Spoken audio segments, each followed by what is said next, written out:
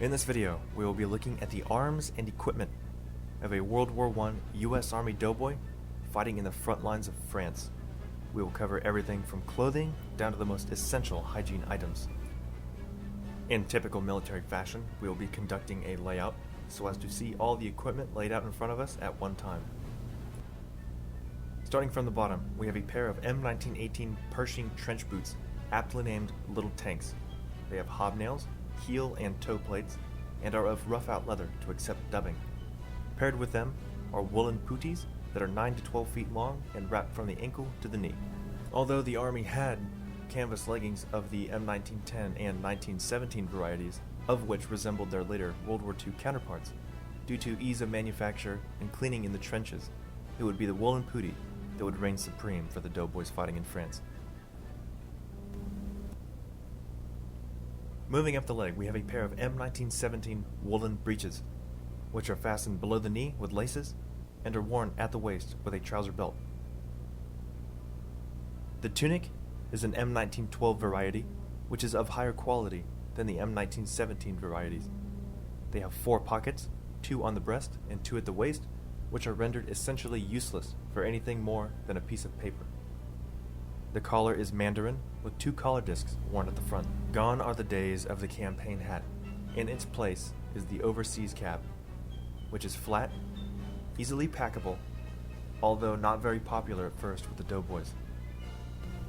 First off, representing a shelter half is a Vietnam-era pup tent half, as my shelter half is being lent out to a colleague.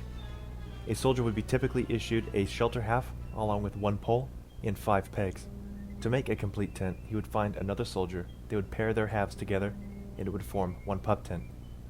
Although one side of the tent was open, ponchos were usually used to cover the open door. Another very popular optional uniform item is the leather jerkin. It was borrowed by the Americans from the British. The outside is made out of leather, and the inside is lined with wool. It was commonly issued to American machine gun crews so as to not tear up and dirty the tunics while carrying heavy machine gun parts. I find mine to be very comfortable and also warm in the winter months.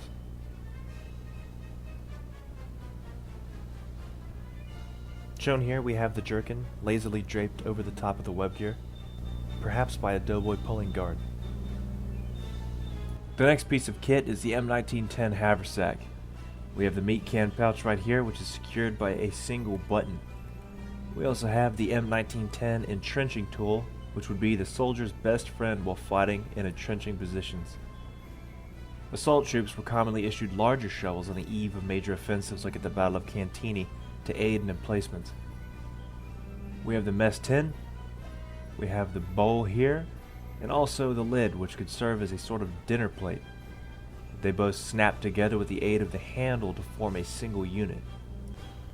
Along with the mess tin, each soldier was issued a set of eating utensils. We have a fork, a knife, and a spoon, all of which could be stowed in special pockets in the meat can pouch.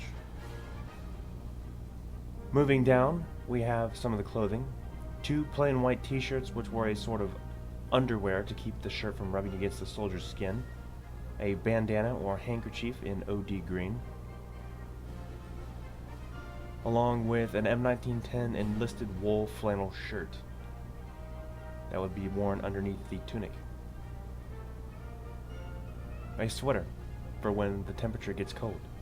This famous post-trench raid photograph shows the sweater, the shirt, and the handkerchiefs being worn in different configurations.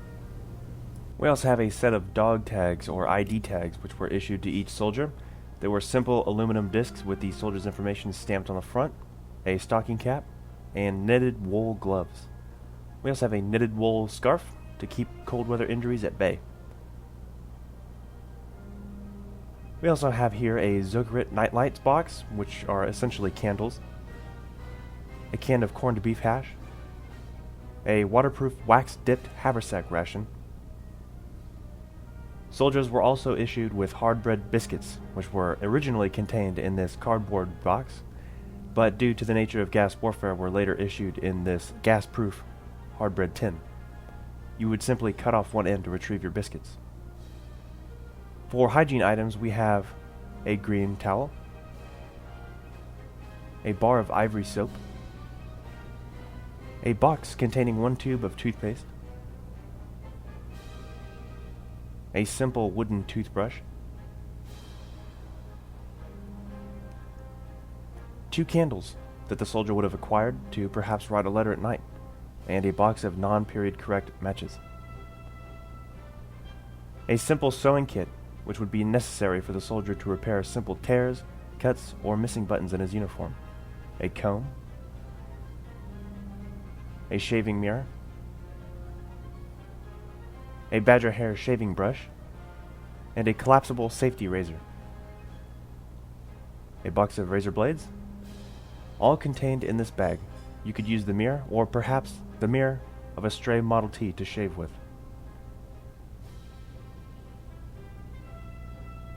Moving down, we have 2 pairs of socks, both of knitted wool, all necessary to prevent the formation of trench foot.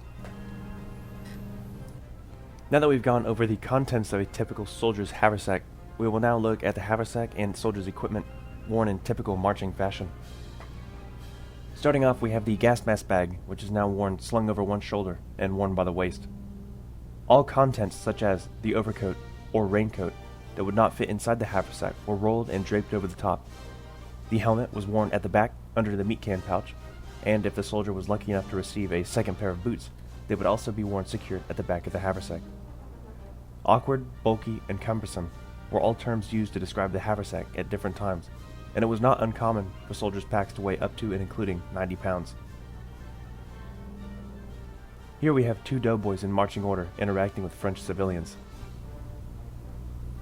For combat equipment, we have the US M1917 steel helmet, or tin hat as it was known. It was worn to prevent shrapnel or dirt and debris from falling on the soldier's head. It was regarded as heavy, however the soldiers would soon learn to trust them with their lives. A common modification would be to cut a slit in the chin strap to put your chin through to increase comfort. The soldier's best friend on the Western Front would soon be the gas mask. Here we have a British smallbox respirator, which was issued to American expeditionary forces soon after entering Europe. We have rubber sealed seams, a rubber lined facepiece, nose clips to secure the nose, and a rubber snorkel type mouthpiece where you would breathe through to inhale air through the filter. We also have a card that would go along with every gas mask, stating the information about the mask, when it was used, for how long, and with what gas, all to check the life of the filter. It was all worn inside this gas mask bag, with 2 pockets, one for the respirator and one for the filter. The filter was also suspended from the bottom by use of this metal spring. The United States would issue multiple different kinds of gas masks, from the French M2 shown left, to later in the war when the Americans developed their own corrected English model, or American smallbox respirator, shown right. Gas masks presented an insect-like nightmarish appearance that was a common sight in the Western Front, and new soldiers would learn to have to live with it. Although gas was primarily a psychological weapon, phosgene, chlorine, and mustard gas inflicted massive Allied casualties. Next we have the Bandoliers. Here we have 2 of which. Each bandolier had 6 pockets, and each pocket contained 2 5-round stripper clips contained in cardboard containers for a total of 60 rounds apiece. Next we have the 10-pocket M1910 Cartridge Belt. Each pocket could contain 2 5-round stripper clips for a total of 100 rounds. I also have an M1911 magazine pouch, which holds 2 magazines. I have placed it over one of the cartridge pouches, as I do not have the mounted cartridge belt. I only have the dismounted cartridge belt. This was typically done in the period. This magazine also has the period lanyard loop at the bottom. The cartridges would be placed in the pouch like so. We also have the soldier's first aid packet, which was a brass packet activated by opening a pull ring at the back. It was sealed in brass and contained 1 sterile dressing to prevent the bandage from being infected during gas attacks. It was worn in the pouch at the front of the belt like so. We also have 2 shell dressings, which were a common sight on the Western Front. They were more likely issued to litter bearers, however, common soldiers could get their hands on them. It was a gauze pad with 2 fabric straps to tie around the limb. This doughboy here has had a bad day. Here's the bandage shown in its packaging. Next we have the M1910 1-quart canteen issued to every soldier. It was worn in the M1910 canteen pouch at the back of the cartridge belt. On the eve of large offensives, it was common for 2 canteens to be issued to every soldier. To go with that, we have the M1910 canteen cup with its typical rolled edge. It could be used for shaving, drinking, eating, and whatever the soldier may choose.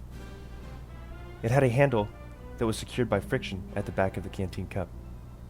When not in use, it would simply fold underneath and be secured in the pouch.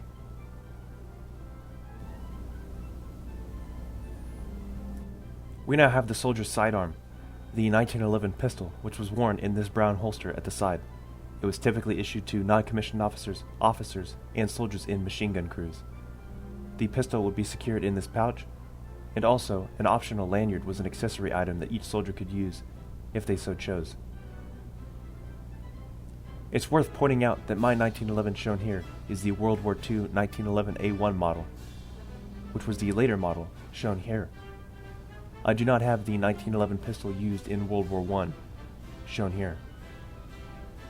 That topic is for a different video.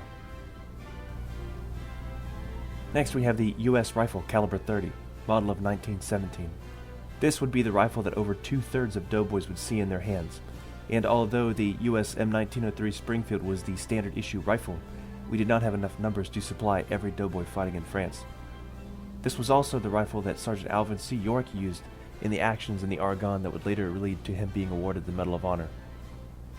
The rifle was issued with the M1917 sword-type bayonet, which presented a 17-inch blade housed in a simple painted leather sheath.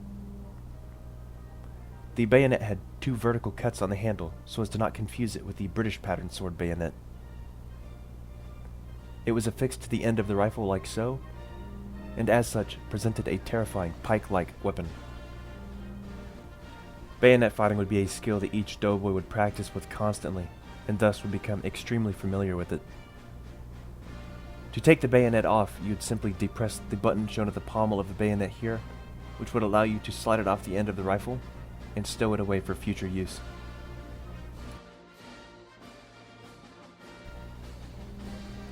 Next we have an example of a typical weapons cleaning kit. This is a World War II model for use with the M1 Garand rifle. However, the same concept applies to World War I.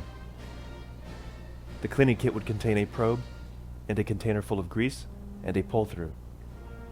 Instead of being made out of plastic, the World War I model would have been made out of tin-plated brass. Should foul and inclement weather conditions arise, it was necessary for each doughboy to protect himself against the pouring rain of the trenches. Shown here is a British Mark V rain cape, which was a very popular item if the AEF soldier could find his hands on one. It was extremely popular with doughboys, especially in the 27th and 30th Divisions. When not in use, it could simply be tossed over the shoulder of the wearer. It's worth noting that this rain cape could also make a simple shelter half, should the soldier choose. Other popular options were the M1917 mounted slicker, along with the M1918 dismounted raincoat. These were popular as opposed to ponchos because they could be worn like a jacket over equipment and allow freedom of movement in the arms, which were essential in the front lines in the trenches. A simple wool blanket was also issued to every soldier. As you can see, there was an abundance of items and equipment issued to each soldier, which is why more often than not, all but the most essential items like food, water, ammunition, spare socks, and perhaps a raincoat or blanket were taken into combat. This allowed the soldier to be light and nimble on his feet while engaged in combat.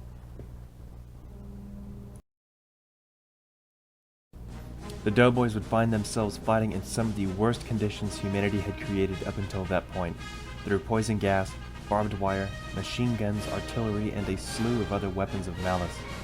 America's combat involvement in World War I, although short, cemented America's position as a world power and proved to the world that the American fighting man was a force to be reckoned with. The cornerstone the doughboys and the American military laid in the First World War would set the foundation for today's military. And it would all come to a climactic end at the 11th hour of November 11th, 1918, when the armistice was signed and the Central Powers officially surrendered to the Allies. This officially ended the war to end all wars. Thank you for watching today's video. Please comment, rate, and subscribe.